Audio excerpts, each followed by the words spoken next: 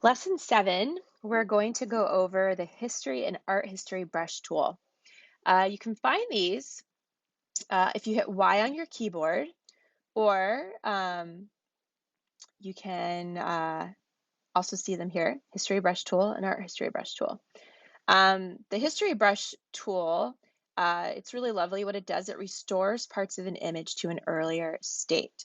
So the way that we're going to practice this is the first thing we're going to do is we're going to make a duplicate layer of this city image. It's called cityhistory.jpg. You can either drag this background layer to the new layer icon on the bottom of your panel, or you can hit Command J on your keyboard to duplicate the layer. I'm going to call this new layer grayscale. And the next thing we're going to do is make sure that your history brush is selected. And with your grayscale layer selected, I want you to go up and we're going to adjust the saturation on this image so that all the color is gone and it looks grayscale.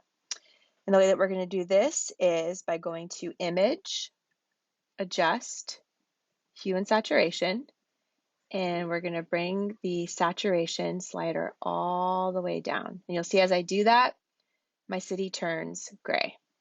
And click OK. And then I want you just to double check and open up your Window History panel. And just notice in this panel, the history brush icon is to the left of your city history JPEG. So that's meaning that it's going to be reverting back to the color picture of anything that we paint with. So let's go ahead and practice it. So you know what I mean? So what I'm going to do is I'm going to go ahead and just paint the water back to its original color and leave the rest of the city gray. And so you'll see as I slowly paint this water back in color, it's going to create that nice effect. So it's just grabbing those original color pixels and just creating a whole really beautiful effect to our city picture.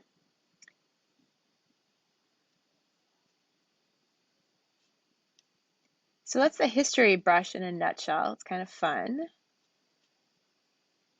So go ahead and practice that history brush with this city history JPEG.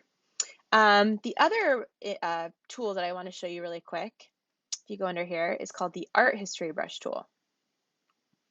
Go ahead and do a File, Open, and open up an image called Woman Eyes Shut.jpg. Once you have that image open, again, we're going to create a new layer above this background layer. Just going to click on our new layer icon, the bottom of our layers panel. So a blank layer, and we're going to go ahead and fill this blank layer with white. I'm going to call it White New. And we're going to go up to Edit, Fill, oops, didn't mean to do that. Edit, Fill, and go ahead and change your contents to white. Make sure your mode is normal and your opacity is 100. Click OK. And this is where it gets fun. The next thing we're going to do is we're going to grab our Art History Brush tool, if you don't already.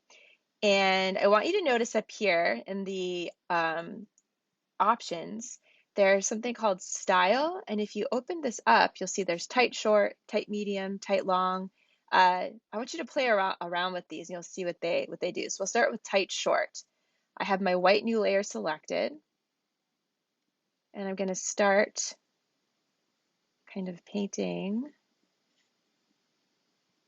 And I'm going to start with her face being this tight short kind of effect. And then I'm going to go ahead and do a loose curl long around the outside. So different options.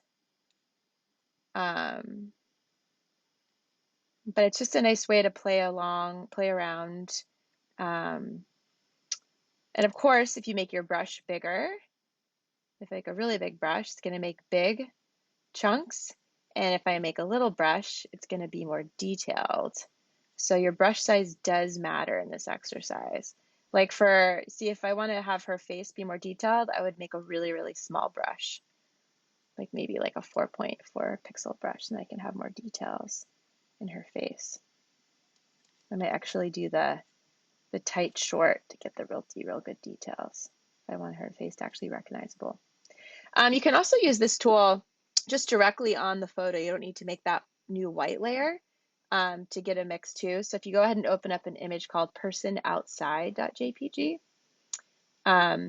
you can see I'm gonna just go ahead and maybe I think I need a little bit of a bigger brush.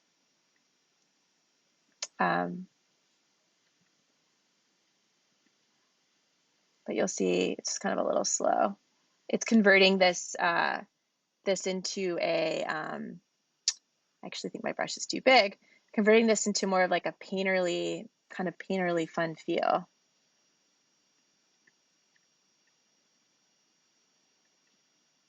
So you can make it look a little bit more like a painting, add a little bit of texture that might not normally be there.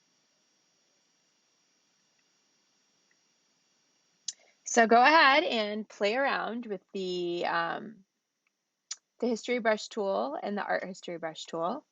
And yeah, just have some fun and make some new creations.